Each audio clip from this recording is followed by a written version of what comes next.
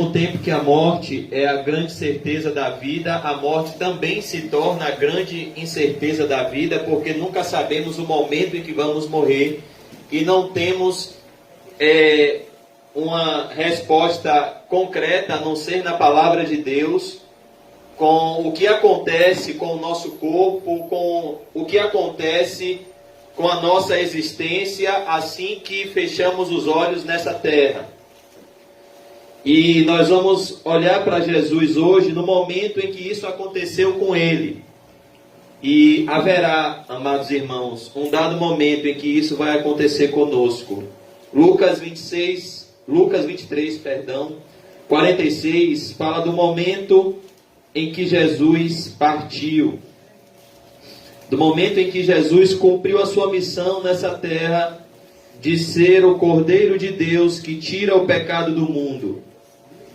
Lucas 23, 46. Nós vamos olhar para Jesus aqui, como está em Hebreus 12, 2, olhando firmemente para Jesus. Ele é o autor, ele é o consumador da nossa fé. E aqui nós vemos o funeral mais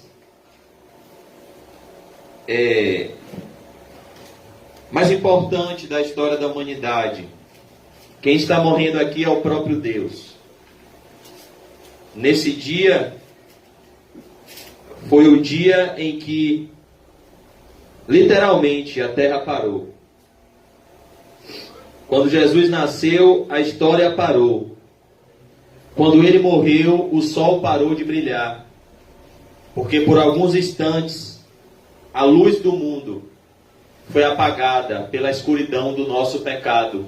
Porque aquele que não conheceu o pecado, Deus o fez pecado por nós, para que nele fôssemos feitos justiça de Deus. E aqui nós vemos no verso 45, e a cortina do templo se rasgou pelo meio, fala do que aconteceu no santuário. O véu do santuário se rasgou de alto a baixo, mostrando o que representou esse momento da morte de Jesus, o livre acesso à presença de Deus pela fé, pelo arrependimento sincero. E no verso 46, eu estou lendo a versão NVI, talvez esteja um pouco diferente da sua. Aí Jesus gritou bem alto. Essa foi a forma que Jesus partiu.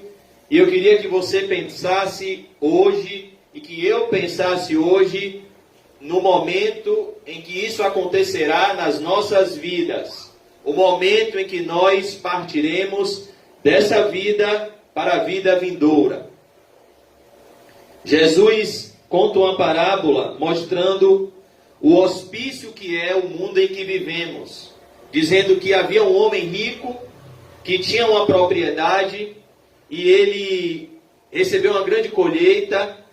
Ele destruiu o depósito que ele tinha e construiu um depósito maior para armazenar a grande colheita que ele recebeu. E no momento que ele, paz minha irmã, que ele recebeu essa colheita, ele ouviu uma voz do céu que disse: louco, essa noite pedirei a tua alma, e o que tens preparado, para quem será? E infelizmente, irmãos, é essa frase que a maioria das pessoas ouvem no momento em que elas deixam esse mundo.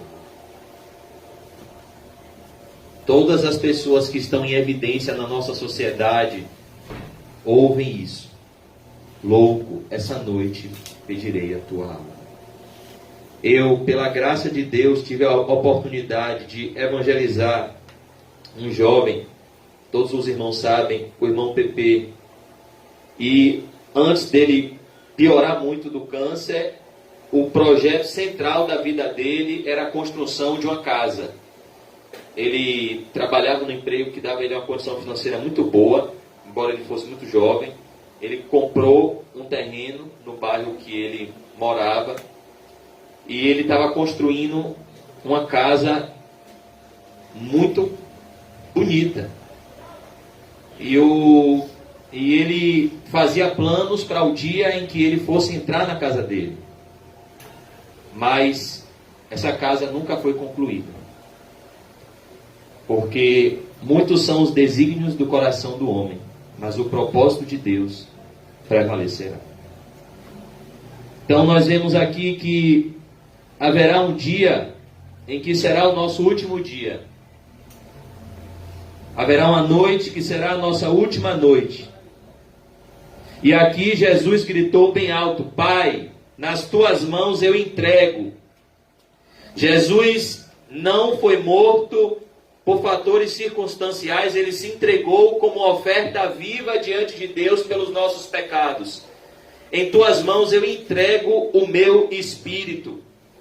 Jesus estava dizendo que ele estava derramando a sua alma na morte para nos comprar para Deus. Ele estava cumprindo a sua missão nessa terra. E eu queria pensar nisso hoje comigo e com vocês. Na morte. É importante pensar na morte. O mundo não quer que você pense na morte. Porque o mundo quer que você vá para o mesmo lugar que ele, para a condenação eterna. Mas Deus quer que você se prepare para a morte. Porque a Bíblia diz em Hebreus 9:27 que após a morte segue-se o juízo. E diante desse juízo, eu e você precisamos estar preparados para não sermos encontrados em falta na presença de Deus. Por isso que eu queria convidar os irmãos a abrirem em Hebreus 9:27. Nós vamos passar por alguns textos da Bíblia que falam sobre essa realidade da morte. Hebreus 9:27. Hebreus 9:27 diz assim: cada pessoa tem de morrer uma vez só. Ou seja, não existe reencarnação como os espíritas pregam. Que você morre e o seu espírito fica vagando, então ele se encarna em outro corpo e vai se encarnando de geração em geração. Isso não é verdade. Deus nos deu uma só vida. Muito breve, por sinal. Ele nos deu um pequeno período de tempo que, comparado com a eternidade, é como abrir e fechar de olhos. E após essa curta vida em que nós vivermos, nós acordaremos na eternidade. E é o que diz aqui em Hebreus: cada pessoa tem de morrer uma vez só. Ninguém vai morrer duas vezes. Ninguém vai ter uma outra oportunidade após a morte. Morreu, o martelo bateu. É isso que Hebreus está dizendo aqui. Como Jesus diz em João 3,18: quem crê não será julgado, mas quem não crê já está condenado. Hebreus 9:27. Se você nunca compareceu a uma audiência, se prepare, como está em Amós 4:12. Prepara-te, ó Israel, para te encontrar com teu Deus. Se habitue com o ambiente jurídico, porque um dia eu e você estaremos diante do juiz de toda a terra.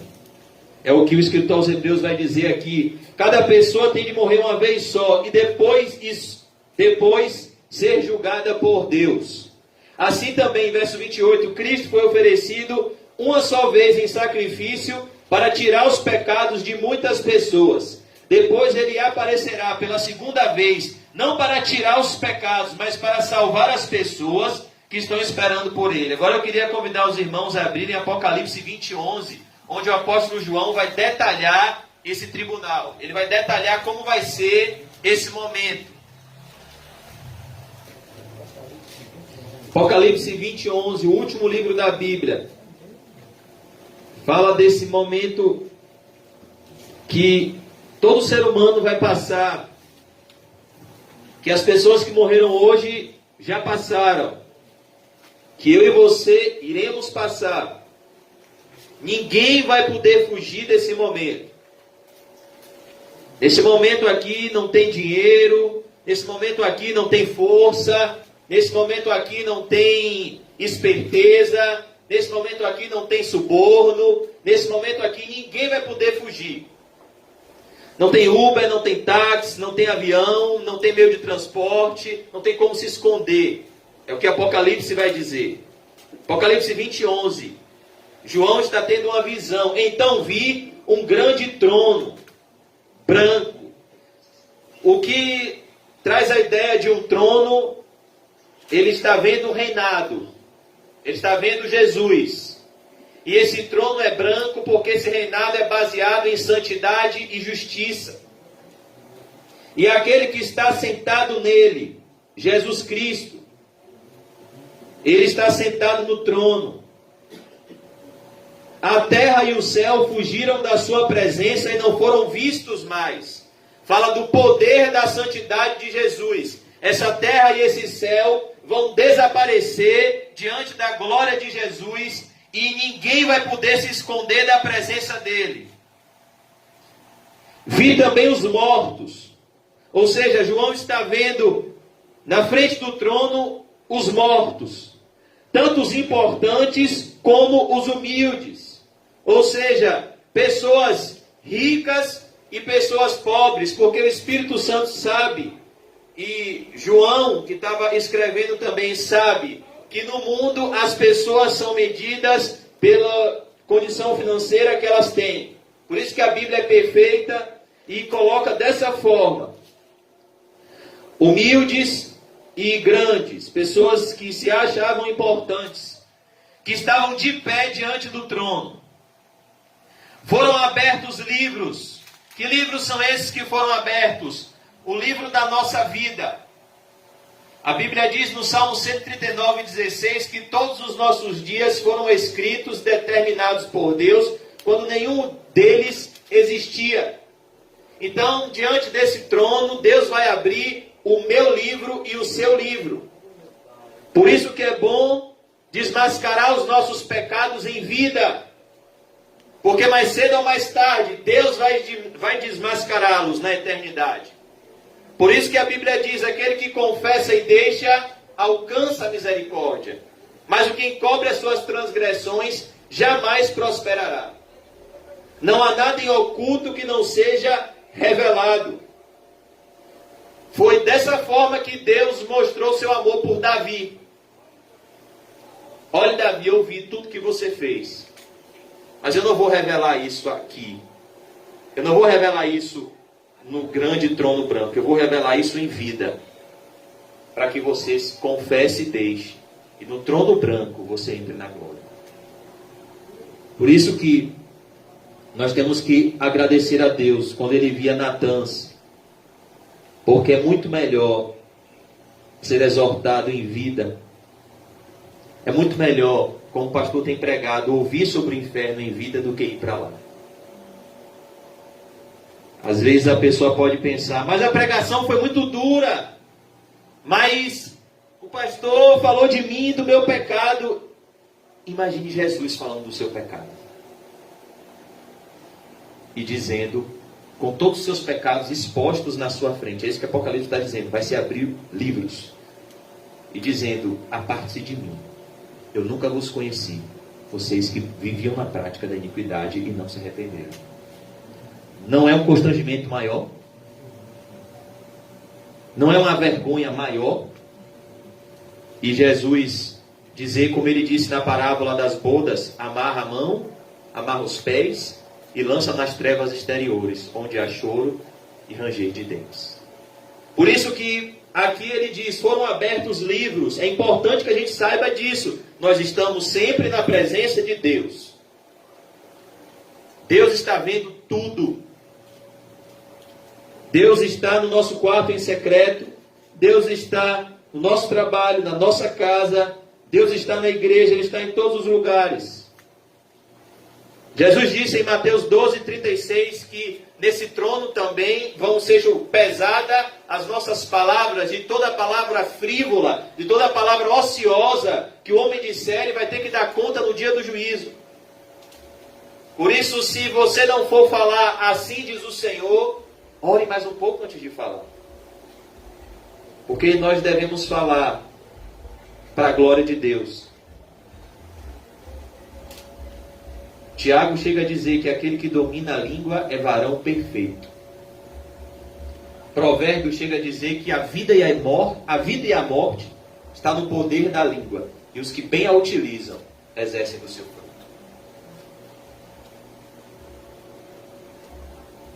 nossos pensamentos, as intenções do nosso coração.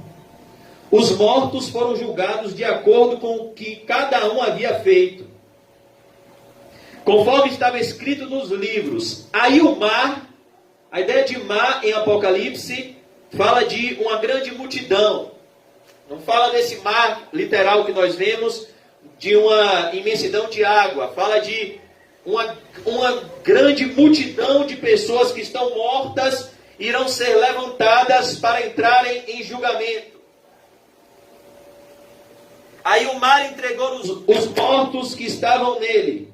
A morte e o mundo dos mortos, talvez a minha versão, como eu disse, esteja um pouco diferente, também entregaram os que eles tinham em seu poder. E todos foram julgados de acordo com o que cada um tinha feito. Verso 14. Então a morte e o mundo dos mortos, na sua tradução deve ter Hades, a palavra Hades, que significa no grego mansão dos mortos, ou seja, lugar onde estavam os mortos, foram jogados no lago de fogo. Esse lago de fogo é a segunda morte. Qual é a primeira morte? Quando o homem se afasta de Deus, a morte espiritual. Qual é a segunda morte? Quando o homem é separado. Já consegui, já, Paulinho? É o cabo. Eu acho que é o cabo. A segunda morte fala do momento em que o homem é separado completamente da misericórdia de Deus. Momento em que a sua alma é lançada fora da oportunidade de arrependimento. É o momento em que descreve Jeremias: passou a cega, findou o verão e nós não estamos salvos. Quem não tinha o seu nome escrito no livro da vida foi jogado no lago de fogo. É isso que está acontecendo com milhares de pessoas que estão morrendo hoje. Jesus disse em João 5 que aqueles que fizeram o bem com seus corpos ressuscitarão para a vida eterna. Aqueles que fizeram o mal, aqueles que não serviram a Deus, ouvirão a voz do Filho de Deus nesse dia e ressuscitarão para a condenação eterna. E eu queria abrir com os irmãos agora uma história que Jesus conta, que muitos dizem ser uma parábola, porque Jesus vai trazer a figura de Abraão. Na verdade, representa o próprio Deus. Então, muitos dizem que isso é uma parábola por conta disso, porque ninguém morre e se encontra com Abraão. Jesus usa a figura de Abraão porque o seu público, no momento, diziam-se seguidores de Abraão. Mas Jesus queria mostrar para eles que o próprio Abraão, que eles diziam seguir, não viveu da forma que eles estavam vivendo e estava contra eles no dia do juízo. Nós vamos abrir em Lucas 16, onde a Bíblia vai falar da realidade. Aqui é a passagem mais cristalina de toda a Bíblia sobre o que acontece após a morte. Se um dia te chamarem para pregar no funeral, se prepare para pregar essa passagem. Por isso que não é um bom convite chamar um verdadeiro cristão para pregar no funeral. Imagine uma pessoa da sua família morre, um rico da sua família morre. Você vai lá no funeral dele, aquele caixão suntuoso, aquele túmulo suntuoso. Todo mundo está dizendo que ele foi para um bom lugar. Todo mundo está admirando os feitos dele. Fulano venceu na vida, saiu do interior, não tinha nada, construiu um grande patrimônio, construiu grandes comércios e sustentou seus filhos. Os filhos estão criados, os netos estão criados. Fulano foi um vencedor. Todo mundo está pensando isso. Aí as pessoas chamam você para pregar no funeral. O que é que você vai pregar? O que é que a Bíblia tem a dizer para o que acontece após a morte? Parábola do rico e do Lázaro. Provavelmente as pessoas não vão gostar do que vão ouvir. Porque a parábola do rico e do Lázaro vai pegar os valores do mundo e vai fazer assim. Inverter. é colocar de cabeça para baixo. Porque o rico vira pior que o mendigo. E o mendigo vira muito mais rico do que o mais rico do mundo. E eu até falei na semana passada sobre o contexto dessa parábola, e eu queria só relembrar, no verso 13, Jesus diz, Lucas 16, 13, um escravo não pode servir a 2 donos ao mesmo tempo, pois vai rejeitar um e preferir o outro, ou será fiel a um e desprezará o outro. Vocês não podem servir a Deus e também servir ao dinheiro. Jesus falou isso. Agora olha a reação dos seus ouvintes no verso 14. Os fariseus, Lucas 16, 14. Os fariseus ouviram isso e faziam o que com Jesus? Aplaudiam Jesus? Zombavam de Jesus. O que é zombar? Escarnecer. Quem é ele para dizer que a gente não pode amar o dinheiro? Ele fala isso porque ele é pobre. Porque amavam o dinheiro. Aqui, Lucas deixa bem claro porque Jesus foi escarnecido. Então Jesus disse a eles: para as pessoas vocês parecem bons, mas Deus conhece o coração de vocês. Esse é o enredo. Isso é o que está antes da parábola do rico e do Lázaro. Pois aquilo que as pessoas acham que vale muito, não vale nada para Deus. Olha que coisa. Aquilo que as pessoas aplaudem, Deus vaia. Aquilo que Deus aplaude, as pessoas vaiam. Não é assim que Jesus fala no Sermão da Planície? Ele fala dos falsos profetas e diz: ai de vós quando todos vos louvarem. Ele fala dos verdadeiros profetas e diz: bem-aventurados sois vós quando todos falarem mal de você, quando todos rejeitarem você. E aqui nós vemos que Jesus mostra justamente isso. Verso 16, a lei de Moisés e os ensinamentos dos profetas duraram até a época de João Batista. Desde esse tempo, a boa notícia do reino de Deus está sendo anunciada e cada um se esforça para entrar nele. É mais fácil o céu e a terra, verso 17, desaparecerem do que ser tirado um simples assento de qualquer palavra da lei. Se um homem se divorciar e casar com outra mulher, comete adultério. E quem casar com a mulher divorciada também comete adultério. Jesus aqui está expondo a vida errada que os fariseus viviam. Embora eles tivessem certeza que eles estavam indo para o céu. E que Jesus era um lunático. Era um maluco. Era um carpinteiro doido. Que dizia ser o filho de Deus, que havia abandonado o seu ofício e que começou o seu ministério sem nenhuma autoridade religiosa dando o seu aval. De tal forma que no primeiro sermão de Jesus tentaram jogar de um precipício. Tamanha foi a rejeição desse grupo religioso. Então Jesus vai pegar esse contexto e Jesus vai alertar sobre o inferno, descortinando o estado espiritual dos seus ouvintes naquele momento, mostrando aonde esses religiosos acordariam neste exato momento se eles morressem. É importante que eu e você pensemos todos os dias: se eu morrer hoje, para onde eu vou? Um dia vai ser o seu último dia.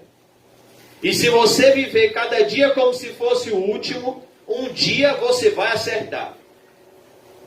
Não é uma loteria que pessoas correm o risco de jogar a vida toda e nunca ganhar. Não, isso é uma certeza. Se você viver cada dia como se fosse o último, um dia ele vai chegar. E é isso que Jesus conta nessa história. Jesus continuou. E eu queria que os irmãos se atentassem aqui, porque o alvo de Jesus aqui não é somente mostrar a condição social, mas é mostrar a condição do coração. Porque O grande problema, quando a Bíblia diz que o amor ao dinheiro é a raiz de todos os males, não é que a cédula do dinheiro é diabólica, mas é que o dinheiro promete e concede, produz no coração humano autossuficiência e independência de Deus. Então, o problema do dinheiro é que é praticamente impossível ter o dinheiro sem ele te ter, se Deus não estiver te enchendo do Espírito Santo. É impossível, se Deus não der graça, ter dinheiro e não ser soberbo. E aqui Jesus vai mostrar a condição do coração desses homens. Eles eram cheios de si e vazios de Deus. Deus sempre se interessou pelo nosso coração. A Bíblia diz que Deus não vê como o homem vê. O homem vê a aparência. Deus vê o coração. Jesus disse que o que contamina o homem não é o que entra. O que entra, desce para o estômago e sai para o lugar escuso. Mas o que contamina o homem é o que sai da boca, pois vem do coração. Isaías 29:13 diz que o povo de Deus honrava a Deus com os lábios, mas o coração estava longe de Deus. Jesus disse que nós devemos amar a Deus de todo o nosso coração, que é o centro das nossas emoções. Provérbios diz que sobre tudo que devemos guardar o nosso coração. E aqui nós vemos o perigo do homem entregue a si mesmo. Aqui nós vemos um homem que segue o seu próprio coração. E a Bíblia diz que enganoso é o coração e desesperadamente corrupto. Jesus continuou, verso 19. Aqui Jesus vai trilhar, como John Bunyan escreve um livro que é o oposto do peregrino, uma jornada para o inferno. Jesus aqui vai delinear o caminho que leva ao inferno. Não é à toa que o escritor de Provérbios diz que há caminhos que aos nossos olhos parecem ser bons, parecem ser as melhores opções de vida, mas no final são caminhos de morte. Jesus vai dizer aqui que havia um homem rico. Olha que coisa. Esse homem, ele era rico, esse homem, ele era orgulhoso. Esse homem, ele era soberbo. Esse homem, ele resistia aos convites da graça de Deus. Ele resistia à convicção do Espírito sobre a vida dele. Mas esse homem, ele era religioso. Esse homem, ele estava diante de Jesus, zombando de Jesus. Jesus está falando isso para os fariseus. Eles estavam na frente de Jesus, ridicularizando Jesus. Mas Jesus quer mostrar para eles que um dia eles não teriam essa liberdade. Um dia eles estariam diante de Jesus assentado no trono, e não na figura de um homem franzino, pobre, de 30 anos. Havia um homem rico, que vestia as roupas muito caras. Vestia roupas muito caras. Aqui fala de um homem entregue a si mesmo. E todos os dias vivia regalada e esplendidamente. Essa é a vida do ímpio. Essa é a vida daquele que Deus abandona. Romanos 1 fala de pessoas que Deus entrega as imundícias do seu próprio coração. Pessoas que Deus abandona e diz: eu não vou te corrigir. E como essas pessoas vivem satisfazendo as concupiscências da carne, o próprio Deus envia prosperidade material para elas, para que elas vivam o paraíso delas nessa terra. Foi por isso que Asaf ficou confuso quando ele viu os ímpios prosperando cada vez mais e os justos padecendo cada vez mais. Esse homem rico, ele vivia regalado e esplendidamente. Essa é a realidade daquele que vai para o inferno. Aqui, irmãos, há um grande contraste que eu queria delinear, onde você vai fazer essa escolha, talvez hoje. Que prosperidade você quer ter? Material ou espiritual? Esse homem, o curso da vida deste homem está guiando ele a crescer financeiramente e descer espiritualmente. Já o outro homem que vai ser dito aqui, o curso da vida dele vai fazer com que ele cresça espiritualmente e diminua materialmente. Como João Batista, convém que ele cresça e eu diminua. E aqui, à luz dessa passagem, é importante que a gente pense isso. Que prosperidade eu quero ter? Material ou espiritual? O ímpio, esse homem rico, ele via os seus bens multiplicarem na terra, a semelhança de Esaú. O outro homem, Lázaro, vai ver suas aflições multiplicarem na terra. Porém, esse homem rico, cada vez que ele enriquece, mais o seu coração se empobrece. Como disse Agostinho, as riquezas terrenas estão cheias de pobreza. Cada vez mais ele se sente vazio, cada vez mais ele busca preencher esse vazio, e cada vez mais esse vazio não se preenche. Ao passo que esse homem pobre, ele não tem nada na terra, mas ele tem tudo no céu. Ao passo que esse homem pobre, a cada dia que passa, ele se aproxima do seu lar celestial e é conformado à imagem de Jesus. Ao passo que esse homem pobre, cada vez mais vê florescer no seu homem interior o fruto do Espírito Santo e a certeza de onde ele veio, de quem ele está servindo e para onde ele está indo. Esse homem pobre, é como disse o apóstolo Paulo, ainda que o meu homem exterior se corrompa, o meu homem interior se renova de dia em dia. Isso é prosperidade. É você crescer em caráter à imagem de Jesus. Porque as nossas leves e momentâneas tribulações estão produzindo um eterno peso de glória. Portanto, fixemos os nossos olhos não naquilo que se vê, porque o que se vê é passageiro, mas naquilo que não se vê, porque que não se vê é eterno. O que é um cristão próspero? É um cristão que está crescendo. É um cristão que está dando frutos dignos de arrependimento. Rapaz, sabe aquele pecado? Enquanto o ímpio comemora, derrama um champanhe e diz, rapaz, ganhei 500 mil nesse negócio. Um cristão chega na igreja e diz, irmão, estou muito feliz. O que foi? Aquele pecado que eu estou lutando há anos, eu consegui vencer. Irmão, estou muito feliz. A Bíblia que eu conseguia ler tão pouco, eu estou conseguindo ler mais. Irmão, eu estou muito feliz.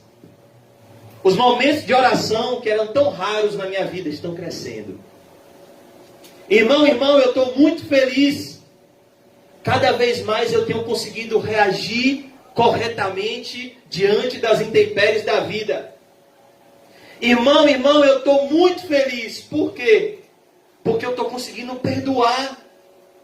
Logo no início da igreja, perdoar para mim era uma luta. Mas então eu aprendi que quanto mais eu demorava de perdoar, mais meu coração se sujava. E mais distante de Deus eu ficava. Porque só os limpos de coração verão a Deus. E agora eu estou conseguindo perdoar, irmão. Porque eu aprendi que a maldade vai se multiplicar e o amor de muitos vai se esfriar. Mas somente o que perseverar até o fim será salvo em amor. Isso é prosperidade, irmão, para um cristão. O tempo passou, talvez meu patrimônio não aumentou, mas meu caráter melhorou. Isso é ser próspero, segundo a vontade de Deus. É isso que diz o Salmo 1. Que o justo é como a árvore junto a ribeiro de águas, que no tempo certo dá o seu fruto, a sua folhagem não murcha, e tudo quanto ele faz prospera. Porque ele não faz a sua vontade, ele faz a vontade de Deus. Então, o que os judeus tinham era um conceito de prosperidade equivocado, que Jesus aqui destrói nessa passagem, que muitos chamam de parábola. E assim como para você prosperar materialmente, você tem que se esforçar, para você prosperar espiritualmente, você tem que se esforçar. E aqui há um grande contraste. Ao passo que um está se enriquecendo para ser condenado, outro está empobrecendo para ser salvo. Nós vemos o encontro do rico com Lázaro na Bíblia. Esaú e Jacó. O apóstolo Paulo e o rei Agripa. Jacó e Paulo como Lázaro. Esaú e Agripa como rico. E nós vemos, irmãos, aqui também na figura de Lázaro, que o alvo de Jesus não é que Lázaro é pobre. É que Lázaro, ele tem um nome. Perceba que o rico não tem identidade. Não é dito aqui o nome do rico, só é dito que ele é rico. É como diz um ditado, tem gente que é tão pobre que só tem dinheiro. Mas Lázaro aqui é chamado pelo nome, e o nome significa identidade, o nome significa comunhão. Em João 10, Jesus disse, eu conheço as minhas ovelhas e elas conhecem a mim, e eu chamo elas pelo nome. A ideia aqui é que Lázaro é um seguidor de Jesus. Jesus não está levando Lázaro para o céu porque ele é pobre. Não é pobreza que leva alguém para o céu. Vá no Aquidabã. Veja aquelas pessoas morando na rua.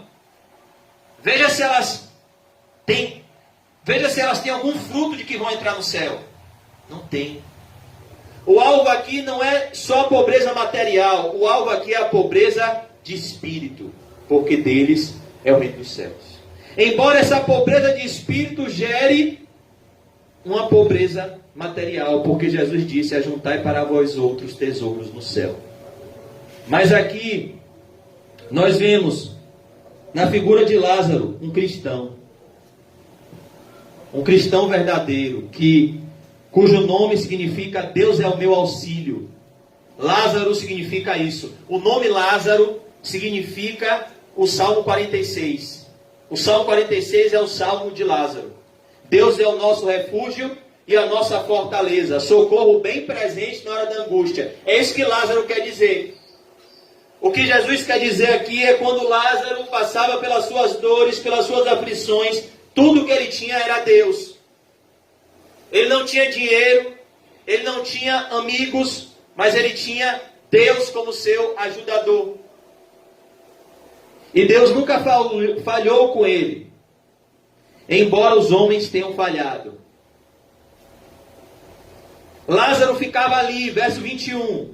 Aqui ele aparece, Lázaro, procurando matar a fome com as migalhas que caíam da mesa do homem rico. Isso fala do contraste da vida do justo para a vida do ímpio. E até os cachorros vinham lamber as suas feridas. Fala do estado de degradação humana que Lázaro vivia. Fala do desprezo que Lázaro sofria. Nós vemos na figura de Lázaro o próprio Senhor Jesus, a forma que ele morreu, o próprio apóstolo Paulo, a forma que ele partiu, o próprio Estevão, a forma que ele partiu. Tudo que eles tinham era Deus. E aqui nós vemos como Deus, no mundo espiritual, ele entrega os ímpios aos seus prazeres e dá recursos aos ímpios para isso. E ele, como Deus, disciplina os seus eleitos e muitas vezes priva recursos para isso. Porque o alvo de Deus na vida dos seus eleitos não é mimá-los, mas é santificá-los. Porque sem santificação ninguém verá ao Senhor. Então muitas vezes para ganhar no céu, a gente perde na terra. E muitas vezes, para ganhar na terra, a gente perde no céu. Entendendo essa matemática, em Filipenses 3,7, o apóstolo Paulo descreve a sua conversão da seguinte forma: aquilo que para mim era lucro, eu reputei como perda por causa de Cristo. O que é lucro? Fazer um bom negócio. O que Paulo disse é: quando eu fui convertido a Cristo, aquilo que eu pensava que eu estava me dando bem, eu desprezei, porque eu descobri que se dar bem é conhecer a Cristo e ter intimidade com Ele. O apóstolo Paulo disse: eu tenho por perda todas as coisas comparado com a sublimidade. A palavra sublime é algo sem comparação do conhecimento de Jesus Cristo. É como se Paulo dissesse: olhe, você pode pegar toda a pompa do mundo, não se compara com a sublimidade de ter um conhecimento pessoal e experimental com o próprio Senhor Jesus. É algo sublime.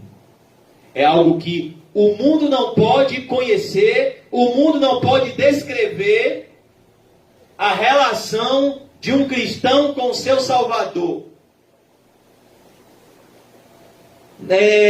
Todas as glórias do mundo não podem se comparar a isso. A você ter intimidade com Deus, o Todo-Poderoso, Criador dos céus e da terra. Nada pode se comparar com a presença de Deus. Moisés, entendendo isso, que era um Lázaro, Deus disse: olha, Moisés, não suporto mais esse povo, eu vou enviar um anjo que vai dar todas as vitórias para vocês, que vai dar prosperidade para vocês. Moisés disse: de jeito nenhum. Eu não arredo o pé daqui se a sua presença não for conosco. É isso que o nome Lázaro significa. Alguém que tem sede e fome da presença de Deus, e que perde para ganhar. Porque às vezes é preciso dar até o que não tem para ganhar o que não se pode perder. Foi isso que um Lázaro chamado Jim Elliot entendeu. Era melhor ele morrer na flor da juventude, para a glória de Deus, e chegar em casa a cumprir a sua missão, do que viver até a mais tenra idade e morrer em condenação eterna, como um religioso. Agora no verso 22, acontece, Jesus narra essas duas figuras. Jesus agora vai narrar esse momento fatídico que acontece na vida de todo ser humano. E eu queria que você colocasse seu nome aqui no verso 22, eu vou colocar o meu. Aconteceu morrer José. Um dia vai acontecer isso. Um dia nós vamos partir. Um dia as pessoas vão dizer: rapaz, sabe, José morreu. Sabe, Adams, aquele rapaz engraçado, morreu. Salva-me, Senhor. Um dia nós vamos morrer. Um dia o nosso nome vai ser esquecido. A Bíblia diz que a humanidade é como uma relva, e a glória da humanidade como a flor da relva. Ela nasce, ela fica aquela flor bonita, mas logo ela murcha e morre. É o ser humano. Ele rapidamente passa. O ser humano rapidamente perde o vigor da juventude, rapidamente perde a beleza da juventude, rapidamente ver a vida passar como um sopro. Tiago 4 vai dizer que a vida é como um sopro, sabe? As irmãs que são donas de casa vão entender o que Tiago quer dizer no original. Sabe o que ele quer dizer? Sabe quando você bota o feijão na panela de pressão e sai aquela fumaça? É o que Tiago quer dizer. Sua vida é aquele sopro da panela de pressão comparado com a eternidade. É um sopro. É muito rápido. E aqui agora, o verso 22, ele vai dizer: o pobre morreu. O que aconteceu com esse pobre? O que acontece com o crente após a morte? O seu corpo vai para a sepultura. O seu espírito, o seu fôlego de vida volta para Deus que o deu. E a sua alma vai se encontrar com o Senhor. Lázaro aqui vai passar pelo que a Bíblia chama de ressurreição. Jesus disse: eu sou a ressurreição e a vida. Quem crê em mim, ainda que morra, viverá eternamente. O que acontece com Lázaro é o que acontece com todo verdadeiro cristão. Ao morrer, ele recebe um novo corpo, imortal, incorruptível, ao lado do Senhor Jesus Cristo. Esse corpo corruptível é revestido de incorruptibilidade, e esse corpo mortal é revestido de imortalidade. E não mais existe pecado nesse corpo, mas agora existe a perfeita justiça do Senhor Jesus Cristo. E ao morrer, o cristão é unido ao Senhor, nos ares, no céu, em ressurreição, em uma vida que jamais terá fim, a vida eterna, num novo corpo. E aqui, a Bíblia vai falar do cuidado de Deus com os seus. Como Deus não mata um crente, Ele toma para si um crente. Como Enoque, que andou com Deus e Deus o tomou para si. Preciosa é a vista do Senhor, a morte dos seus fiéis. Lázaro não está morrendo, Lázaro está chegando em casa. E aqui a Bíblia diz que ele foi levado pelos anjos. Hebreus 1,14 diz que os anjos são ministros de Deus para aqueles que hão de herdar a salvação. Existem anjos ruins, mas existem anjos bons. E esse Lázaro, no momento que ele fecha os seus olhos, ele vê o seu corpo glorificado, sendo elevado aos céus, à semelhança de Elias, que foi levado aos céus no redemoinho. É o que acontece com o crente quando ele morre. Ainda hoje estarás comigo no paraíso. Ele chega num lugar onde não há choro, onde não há lágrimas, onde não há pecado, onde não há más companhias, onde não há doença, onde não há enfermidade. Nada pode se comparar com a beleza do céu. Lázaro aqui está vendo o rosto de Jesus, glorificado, dizendo: vinde bendito do meu Pai. Lázaro aqui está entrando na verdadeira riqueza, a casa do Pai, onde há muitas moradas. Aqui esse homem está ficando rico, embora na vida ele fosse pobre. Por que você acha que Paulo disse: eu sei em quem eu tenho crido, e ele é fiel para guardar o meu depósito até aquele grande dia? Porque Paulo tinha certeza que um dia ele receberia a sua herança, o reino dos céus, a vida eterna em Cristo. Agora, irmãos, Jesus fala pouquíssimo sobre o céu. A única descrição que Jesus dá sobre o céu após a morte é: o mendigo morreu e foi levado pelos anjos para o seio de Abraão. E não descreve mais nada do céu. Mas ele vai passar o resto da história falando do inferno. Porque ele escolheu falar mais do inferno do que do céu. Ele escolheu dar mais características do inferno do que do céu. Porque o céu é muito melhor do que possamos imaginar.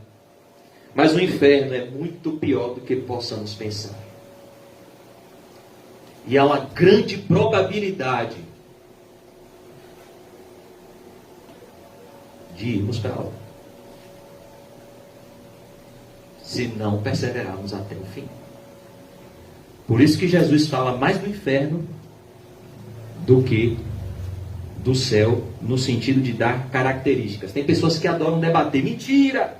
Porque está escrito nos evangelhos: reino dos céus mais vezes do que inferno. Sim, mas ele não dá características do lugar. Do inferno ele dá características concretas do lugar. Tem pessoas que gostam de pegar coisas na Bíblia para ficar discutindo. Verso 22 ainda, o rico também morreu e foi sepultado. Esse rico tinha um grande nome na terra. Esse rico não tinha nenhum nome no céu. O seu nome não estava escrito no livro da vida. O que aconteceu? Ele sofria muito, verso 23, no Hades. A ideia aqui é no inferno. Irmão José, existe esse lugar? Existe.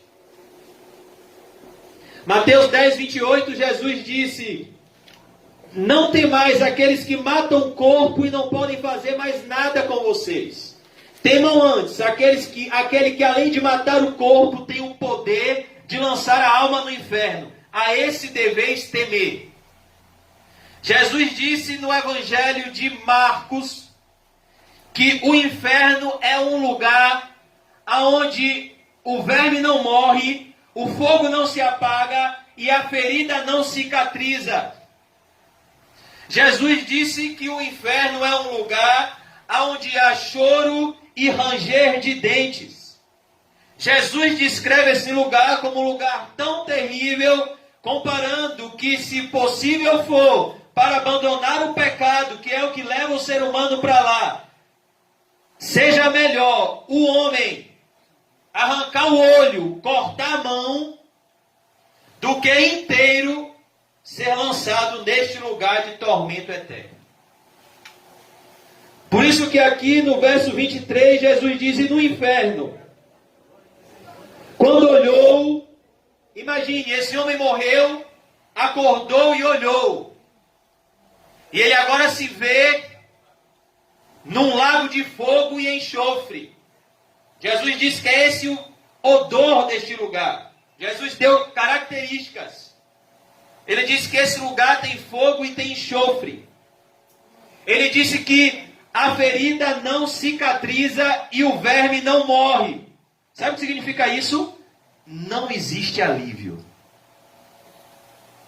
No momento que você começa a sentir uma dor, o seu subconsciente começa a te dizer que essa dor, uma hora vai passar. Eu vou no médico, eu vou no hospital, eu vou tomar um remédio, eu vou ligar para fulano, vou ligar para Beltrano, e essa dor uma hora vai passar. No inferno não. A dor nunca vai terminar. Hoje eu tive uma crise de ansiedade e, além de chamar por Deus, eu tive um grande consolo. Chamei minha mãe. E a gente tem essa coisa de criança, né? Quando a mãe da gente está perto da gente se sente seguro. Até hoje eu tenho isso, desde criança. E quando minha mãe entrou no quarto, ficou um pouquinho comigo, aquilo me deu uma paz. Isso faz parte da providência de Deus. E é só uma gota do imenso consolo que Deus tem para os seus filhos no céu. Mas no inferno não tem consolo. No inferno a pessoa grita: mãe! Não tem mãe, meu filho. Pai! Não tem pai, meu filho. Peraí. O celular do pastor, 8194-4126. Pastor! Não tem, meu filho. Imagine uma pessoa que passou pelo carro que morreu sem Cristo. Não, liga o pastor Nizam, liga o pastor... Não tem mais. Acabou. Morreu. Segue seu juízo. Inferno. Jesus descreve o inferno dessa forma, dessa maneira. Não tem alívio. E aí vão passar 100 anos. Deus, por favor, eu quero um alívio. Não tem alívio. Aí vão passar 200. Deus, já tem 200 anos que eu estou nesse lugar. Não para de arder a chama. Não vai parar de arder nunca mais. Aí passou 1 milhão de anos, a pessoa criou um pouquinho de... Não, já tem 1 milhão de anos, por favor. Não. Nunca mais. Nunca mais você vai sair desse lugar. O inferno é eterno. Chamas eternas. Eu queria que você lesse as passagens que mostram as pessoas que vão para lá, porque Deus não lança o pecado no inferno, Ele lança o pecador no inferno, e quem está cometendo esse pecado no inferno. O apóstolo Paulo diz: não vos enganeis, os injustos não herdarão o reino de Deus. Estude isso. Quem vai ficar de fora naquele grande dia, para que você também não fique como as virgens nécias? Abre-nos a porta, Senhor. Não vai mais abrir. Virgens prudentes, me dá do seu azeite. Virgem prudente, por favor, eu quero azeite. Não dá, se eu te der vai faltar para mim. A Bíblia diz: buscai enquanto se pode achar, invocai-o enquanto está perto. 1 Coríntios 5,11, irmãos, fala das características do falso cristão. Estude e lute contra isso, para que você de fato vá para o céu, para que a sua vida na igreja não seja em vão, para que você vá para o céu de verdade, para que você não morra enganado. Nem eu. Estude as passagens que falam daqueles que vão para lá e se afaste de quem está vivendo uma vida de quem está indo para lá. Que as más conversações corrompem os bons costumes. Ah, mas fulano está fazendo isso. Ele está indo para o céu? Então o que você tem a ver com fulano? Se fulano está indo para o inferno? Primeira coisa que Deus fez na criação, e disse Deus: haja luz, e houve luz. Gênesis 1:4. E viu Deus que a luz era boa. E ele fez o quê? Separou a luz das trevas. Como ele vai separar aqui o rico do Lázaro, os salvos dos condenados. O rico também morreu e foi sepultado. Ele sofria muito do mundo dos mortos. Quando olhou, viu lá longe Abraão e Lázaro ao lado dele. Esse rico vai ver Jesus. Mas aqui Jesus quer mostrar que Abraão, como representante de Deus, estava reprovando a vida dos fariseus. Então gritou. Por que esse rico gritou? Porque ele está desesperado. Isaías 2:11. Grave esse versículo. Isaías 2:11 diz assim: aquilo que a humanidade tanto se orgulha será reduzido ao pó. Os diplomas, os bens, as possessões, as casas, os carros, a beleza física será reduzida ao pó. Somente o Senhor Jesus será honrado naquele grande dia. Olha que coisa. Tenha misericórdia de mim. Mande que Lázaro molhe o dedo na água e venha refrescar minha língua, porque estou sofrendo muito nesse fogo. Olha, irmãos, quem acorda nesse lugar, era melhor não haver nascido. É melhor você sofrer todas as correções possíveis de Deus nessa terra, mas que, mesmo que seja como Sansão, você se arrependa e o Espírito Santo tire o pus do seu pecado e você confesse e deixe de forma completa o seu pecado. E você entre no céu. É melhor entrar no céu cego como Sansão do que inteiro ser lançado no inferno. Porque aí não tem mais volta. Por isso, se você está aqui, agradeça a Deus. Porque a porta do céu hoje ainda está aberta. Estamos ainda no tempo da misericórdia. Ainda há esperança para mim e para você. Jesus disse sobre Judas: o Filho do Homem vai. E todo ser humano que morre, ele morre igual a Judas, que morre sem Cristo. Ele morre igual a Judas. Jesus disse: o Filho do Homem vai, como está escrito. Mas ai daquele por quem o Filho do Homem está sendo traído. Aí Jesus conclui assim: melhor lhe fora não haver nascido. Por que Jesus disse isso? Melhor lhe fora não haver nascido. Porque era melhor não nascer do que nascer e ir para o inferno. Você percebeu a responsabilidade que um pai e uma mãe têm ao colocar um filho no mundo? Uma vez que nasce, ou vai para o inferno ou vai para o céu. Não tem outra alternativa. Não tem outro lugar para ir. Não existe purgatório, como a Igreja Católica ensina. É céu ou inferno. Mande o Lázaro que molhe o dedo na água e venha refrescar minha língua, porque estou sofrendo muito nesse fogo. Ele quer um alívio na sua língua. Imagine quantas vezes esse rico usou a sua língua para humilhar as pessoas. Lembra o que Jesus disse? Pelas suas palavras serás condenado ou justificado. Lembra o que Tiago disse? A língua é um pequeno órgão capaz de incendiar o inferno.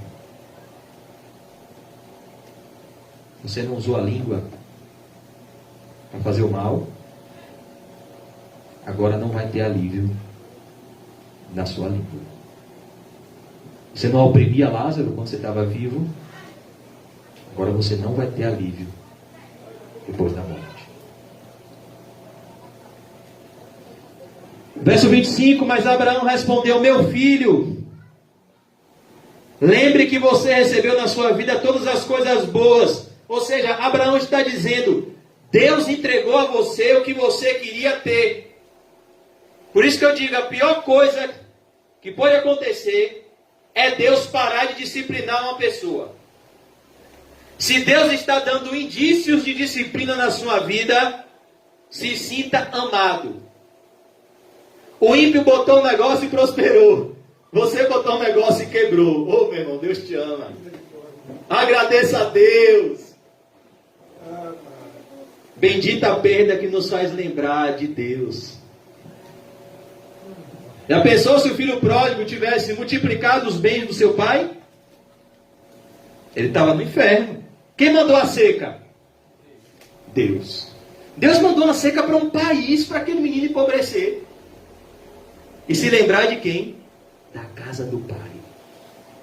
E voltar para a casa do pai. Por isso, se Deus te corrige, agradeça. Mas quando Ele para de corrigir, aí agora empenou. Rapaz, eu pequei, não é que eu estou feliz. Nunca pensei que fosse tão bom ter um amante. Nunca pensei que fosse tão bom viver em fornicação. Nunca pensei que fosse tão bom ser avarento, não ajudar ninguém. Eu era um bobo. Eu vivia ajudando as pessoas, agora eu junto dinheiro, é tão bom. Toda hora que eu preciso tem dinheiro na minha conta. Eu não ajudo ninguém. O mundo é assim mesmo. Está tão bom essa vida. Tudo está dando certo. Depois que eu virei avarento, tudo começou a dar certo. Aí é caso de chorar. Porque uma hora o juízo vai vir. E talvez venha de forma que não haja mais espaço para arrependimento. Aí é caso de chorar. Quando uma pessoa peca e se sente feliz no pecado, é um sinal visível que Deus o abandonou. Rapaz, eu ficava nessa igreja, toda hora falava de pecado, de pecado, de pecado, de pecado, de pecado. Agora eu estou em outra igreja, eu tenho paz. O pastor só fala bem de mim. O pastor me enaltece porque eu dou dízimo bom para a igreja. Minha vida está indo de vento em popa. Aí, quando morrer, Jesus vai dizer isso aqui: você recebeu os teus bens em tua vida. Você recebeu todo o prazer que o pecado podia dar. Agora você vai receber toda a ira de Deus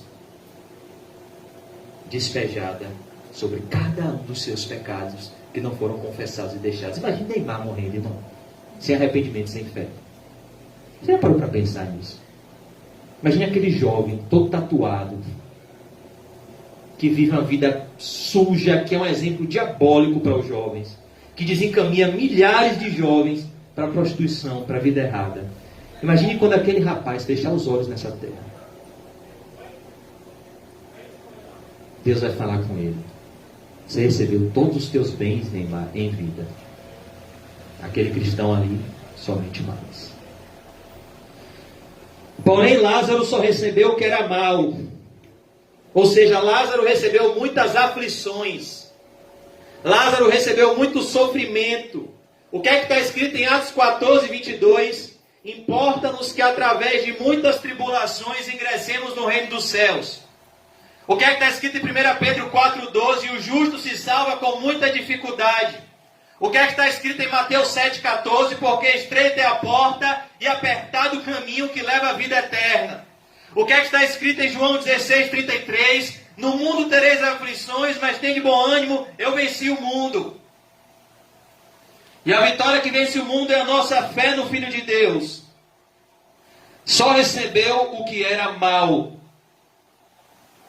do ponto de vista circunstancial. Deus nos enche de problemas para mudar o nosso coração desses problemas. Porque como o fogo é purificado pelo ouro, o coração do cristão é purificado pela provação. Deus colocou Jó em todo aquele redemoinho, não para que Deus tirasse Jó daquela situação e glorificasse o seu nome, para que o coração de Jó mudasse. E então o nome de Deus fosse glorificado.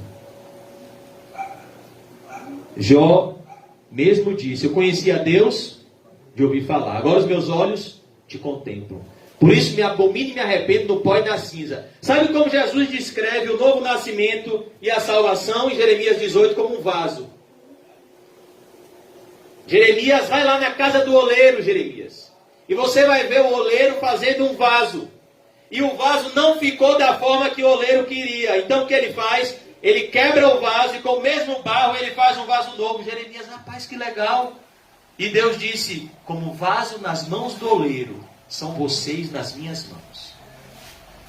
Você acha que não dói ser quebrado e refeito? Dói. Você acha que não dói ser moldado por Deus? Dói. Mas como diz um puritano do passado, é melhor ser podado para crescer do que cortado para queimar. Melhor ser corrigido e ser santo do que tudo dar certo e ser profano. E agora ele está feliz aqui, enquanto você está sofrendo. Por isso que felicidade é ter um relacionamento com Deus. Além disso, eu vou correr agora. Há um grande abismo entre nós, de modo que os que querem atravessar daqui até vocês não podem, como também os daí não podem passar para cá. O que Jesus está dizendo aqui nessa história é: uma vez que o martelo foi batido, não há retorno. Não há retorno. Por isso que todo o tempo que você dedica às coisas de Deus não é tempo perdido, é tempo ganhado. Todo o tempo que você dedica às coisas do mundo não é tempo ganhado, é tempo perdido. Rapaz, hoje eu ganhei meu dia. O que foi? Vendi muito colchão. É mesmo? E você leu a Bíblia, irmão José? Rapaz, li pouquinho. Você orou, irmão José? Pouquinho. Você confessou seu pecado? Você chorou na presença de Deus, ouvindo um louvor? Não. Perdido.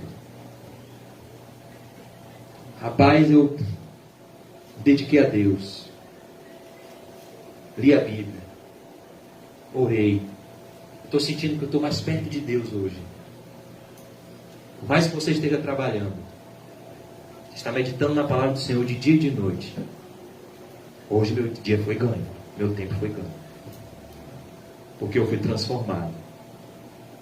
Isso é ganhar tempo. Nós não temos muito tempo. O rico disse: nesse caso, pai Abraão, peço que mande Lázaro até a casa do meu pai. Por que ele está preocupado com a sua família? Porque ele sabe que ele foi uma má influência para a sua família. Ele não quer ter o peso de ver seus entes queridos indo para o inferno pela sua influência. Como por exemplo, vou dar só um exemplo. A riqueza de Neymar influenciou toda a família dele para o caminho da perdição. O pai e a mãe se divorciaram. A mãe namorando com um rapaz mais jovem que Neymar. O pai vivendo na promiscuidade. Uma vida toda desregrada. A irmã, uma hora namora com outra, ela namora com outro. Uma família toda destruída, desmantelada pelo pecado. Imagine ele chegando no inferno. Fala para meu pai que não é esse o caminho. Mas tarde demais. O tempo de influenciar nossos parentes para a glória de Deus é agora, enquanto a gente está vivo. O tempo de evangelizar seus pais com um bom testemunho é agora, enquanto você está vivo. O tempo de honrar pai e mãe não é quando ele morre. Você diz: meu pai era tão bom, você cuidou quando era vivo? Não. Oh, que saudade do meu paizinho, que saudade da minha mãezinha. Você honrou, você deu um bom testemunho cristão, você honrou a Deus em primeiro lugar, você falou da palavra de Deus para eles? Não. Isso não é amor. Porque eu tenho 5 irmãos. Deixe que ele vá e os avise para que assim não venham para este lugar de sofrimento. Mas Abraão respondeu: os seus irmãos têm a lei de Moisés e os livros dos profetas para os avisar, que eles os escutem. O que Deus está dizendo é, quem está vivo tem os oráculos de Deus, tem a Bíblia. Se alguém não se arrepende, se alguém não é convertido pela palavra de Deus, não tem sinal, não tem milagre que opere conversão. É a palavra de Deus que regenera o pecador. Se uma pessoa não dá ouvidos à Bíblia, ela não vai dar ouvidos ao chamado de Deus. Abraão está dizendo, olhe, eles precisam ouvir a palavra de Deus. Eles precisam crer na palavra de Deus. Eles precisam se arrepender à luz da palavra de Deus. Por isso a Bíblia diz, lâmpada para os meus pés é a tua palavra e luz para o meu caminho. Por isso que a maior forma de amar uma pessoa é pregar para ela. Sabia disso? A maior demonstração de amor que você pode dar para qualquer ser humano que está vivo agora é abrir uma passagem da Bíblia e pregar o Evangelho para essa pessoa. Isso é amor verdadeiro. Porque ainda que essa pessoa não seja salva, ela vai ser notificada. Ainda que a palavra não exerça o fruto naquele momento, vai exercer no devido momento. Pois a palavra de Deus nunca volta vazia. Às vezes Deus, o Espírito Santo vai regenerar uma pessoa com a pregação que ela ouviu há 10 anos. O Espírito Santo vai trazer à tona no momento em que Deus vai fazer o chamado eficaz na vida daquela pessoa. Só isso não basta para Abraão, respondeu o rico. Porém, se alguém ressuscitar e for falar com eles, aí eles se arrependerão dos seus pecados. O que esse rico está dizendo é, pai Abraão, você não está entendendo. Se os meus parentes souberem, pai Abraão, o sofrimento que eu estou passando aqui, eles vão fazer como o jovem rico, vender tudo que tem e dar aos pobres para ter um tesouro no céu e seguir a Jesus. Se eles tiverem noção do que eu estou sofrendo, eles vão correr atrás de igreja bíblica para seguir a Jesus. Mas não é o medo do inferno que nos leva para o céu. É o amor por Jesus. O amor por Jesus nos dá medo do inferno, nos dá temor de pecar, que é o que leva para o inferno. Mas só o medo do inferno não significa que amamos a Jesus. Sabia que Balaão tinha medo do inferno? O pastor falou de Balaão ontem. Números 23:10, na minha e na sua Bíblia, Abraão diz assim, que morra eu a morte dos justos. Balaão disse assim, que morra eu a morte dos justos. Ou seja, ele queria ter um fim. Por que aquela igreja lá na Cidade Baixa se chama Senhor do Bom Fim? Por que existe a lavagem do bom fim? Porque todo mundo quer ter um bom fim. Todo mundo quer viver como um ímpio e morrer como justo. Viver como Esaú e morrer como Jacó. Viver como rico e morrer como Lázaro. A questão é que não dá. Balaão queria morrer a morte do justo. Mas pergunte se ele queria viver a vida do justo. Não. Só a palavra de Deus gera arrependimento para a salvação. Mas Abraão respondeu, concluindo, se eles não escutarem Moisés nem os profetas, não crerão mesmo que alguém ressuscite. O que Abraão está dizendo é, não existe sensação de pânico que faça alguém crer no Evangelho. O que faz alguém crer no Evangelho é o convencimento eficaz do Espírito Santo de forma soberana no ato da pregação do Evangelho, como aconteceu em Pentecostes. O Espírito Santo convence o pecador do pecado, da justiça e do juízo e leva o pecador aos pés de Jesus, onde ele vai encontrar paz, perdão, alívio, descanso e salvação eterna. Na nossa congregação nós já tivemos uma pessoa que teve uma experiência que durante um culto ela estava indo para o inferno. Essa pessoa, na época lá na Boca do Rio, essa pessoa começou a gritar desesperado. Ele estava sentindo que ele estava, naquele exato momento, indo para o inferno. Mas isso não converteu ele. Pelo menos até hoje não. Ele saiu dessa experiência e passou a viver como se nunca a tivesse tido. Porque o que converte, irmão, é o Espírito Santo, é a palavra de Deus. Por isso que nós devemos viver uma vida que agrada a Deus, por meio da fé. Nós devemos todos os dias examinar a nós mesmos e fazer a seguinte pergunta: será que eu me arrependi de verdade? Será que eu criei em Jesus de verdade? O apóstolo Paulo disse: irmãos, eu venho relembrar-vos o evangelho que vos anunciei, se não é que tenhais crido em vão.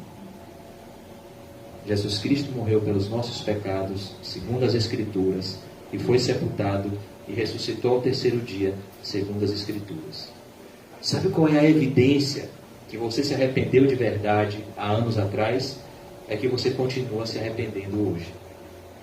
Continua se arrependendo hoje. Continua se arrependendo hoje.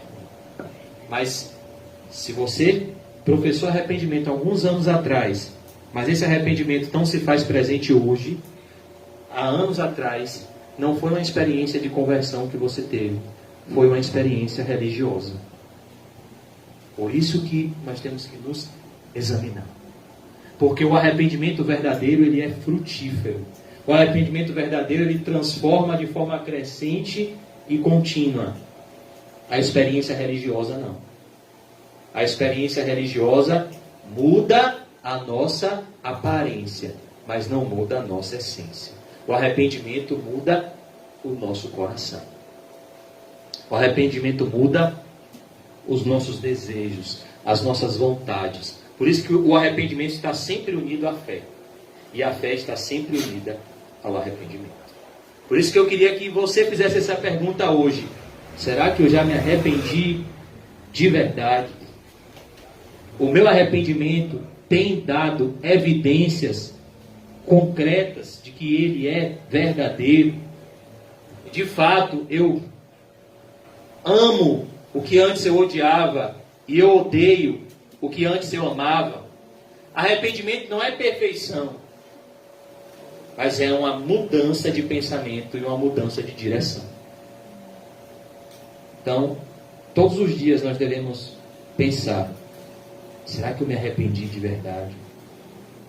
Será que meu arrependimento foi sincero?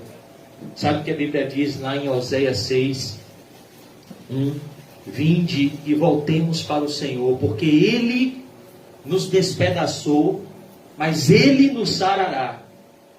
Ele fez a ferida e Ele a curará. Prossigamos em conhecer ao Senhor. Mas no verso 4, Oséias diz assim: que te farei, ó Efraim? Pois o seu amor por mim é como uma nuvem que logo passa. É muitas vezes o arrependimento de muitas pessoas. É uma nuvem que logo passa. É muitas vezes o amor por Deus de muitas pessoas. É uma nuvem que logo passa. Na hora do desespero, Deus, eu me arrependo. Deus, eu me arrependo. Passou o desespero, volta a viver a sua própria vida. Voltou o desespero, Deus, eu me arrependo. Deus, eu me arrependo. Passou o desespero, volta a viver a sua própria vida. Por isso que nós devemos orar a Deus que nos conceda esses dois presentes: arrependimento e fé. Pode faltar tudo nas nossas vidas, menos arrependimento e fé. Porque você pode ter cometido o pior pecado aos olhos dos homens. Se houver arrependimento e fé, tem perdão da parte de Deus. E tem salvação da parte de Deus. Por isso que todos os dias nós devemos pensar nas coisas que são do alto. E repensar o nosso arrependimento. Como disse Jonathan Edwards, e eu me incluo e me envergonho dessa frase, porque ela faz parte da minha vida. Eu preciso me arrepender até do meu arrependimento, que é tão superficial. é tão superficial, muitas vezes, o nosso arrependimento. Porque quanto mais profundo ele for, mais presença de Deus você terá. Arrependimento é como uma escavadeira que prepara o solo para receber a chuva do Espírito Santo. Por isso que sempre que Deus pretende trazer um avivamento, Ele traz arrependimento. Sempre que Deus pretende trazer salvação, Ele traz arrependimento. Sempre que Deus pretende trazer um enchimento do Espírito Santo, Ele traz um esvaziamento por meio do arrependimento. E para que Ele te esvazie, Ele precisa primeiro te mostrar que você está cheio. Para que você possa se humilhar em arrependimento diante da potente mão do Senhor, para que ao seu tempo oportuno, lá no céu, o Senhor vos exalte. Descer, é como algumas pessoas no início da minha conversão diziam: olha, tem que descer a casa do oleiro. Isso mesmo, descer, se humilhar. Como aquela mulher que lavava os pés de Jesus com suas lágrimas e enxugava com seus cabelos. Isso é arrependimento autêntico. Jesus disse: Simão, essa mulher pecadora que você está rejeitando, ela, desde quando chegou, você não me deu ósculo, não me cumprimentou, ela não cessa de lavar os meus pés com suas lágrimas e enxugar com seus cabelos. Vou te contar uma parábola, Simão. Um homem devia 500 denários, o outro devia 50 denários. O Senhor perdoou a ambos. Quem amou mais o Senhor? Aquele que devia 500. Pois bem, a quem muito é perdoado, muito ama. A quem pouco é perdoado, pouco ama. Por isso que à medida que você se aproxima de Deus, mais Ele revela o quanto você deve a Ele. Mais Ele revela o quanto você é pecador à medida que você se aproxima da luz. Mais você se enxerga como pecador. Porém, mais você se agarra a Cristo como Salvador e Redentor. Mais você se torna dependente de Deus e mais você chora em arrependimento na presença de Deus. Isso é verdadeiro arrependimento. É um desespero santo. Como alguém que caiu em si. Alguém que está no parque, se perdeu da sua mãe, está brincando, está comendo o algodão doce. Aquele algodão doce representa o prazer do pecado. Enquanto ele está comendo o algodão doce, essa criança não está sentindo falta do pai, não está sentindo falta da mãe. Mas então acabou o algodão doce, o palito ficou vazio, ele olhou e ele caiu em si. Cadê meu pai? Cadê minha mãe? Então essa criança começa a chorar desesperadamente. E ela só encontra alívio nos braços do pai e nos braços da mãe. Isso é arrependimento. É você cair em si, que você está longe de Deus, e percorrer o caminho até a presença de Deus, que é confessar e deixar o que está te afastando de Deus. Vamos orar. Oh Deus, muito obrigado por essa noite. Muito obrigado, Senhor, por nos falar sobre o inferno. Porque é melhor ouvir sobre o inferno do que ir para lá. Jesus nos leva ao caminho do verdadeiro arrependimento. Nos leva ao caminho da contrição de coração. Pois onde está o coração quebrantado, está a tua presença. Onde está, Senhor, um coração humilde, está a tua presença. Ó Senhor, quebra o nosso orgulho. Como diz aquele louvor, Senhor, quando o meu eu e o meu orgulho descer comigo e se misturar, como as águas do rio, eu serei curado, Senhor. Como Naamã, Senhor, que se humilhou e foi curado. Quebra, Senhor, meu orgulho.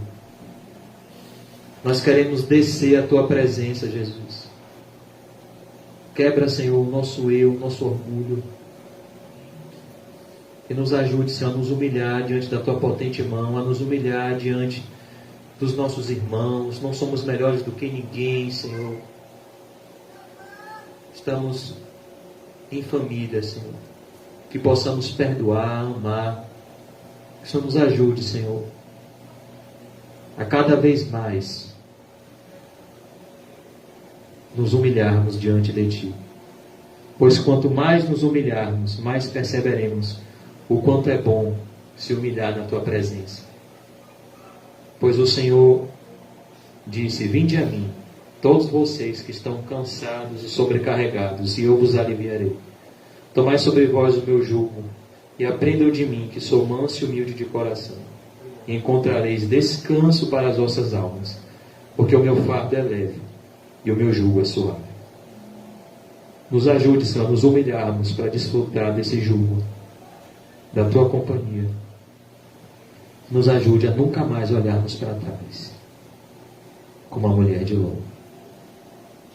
Em nome de Jesus, Santo Deus, santifica-nos para a tua glória e nos despede em paz. Em nome do Pai, do Filho e do Espírito Santo. Amém. Graças a Deus. Amém, irmãos.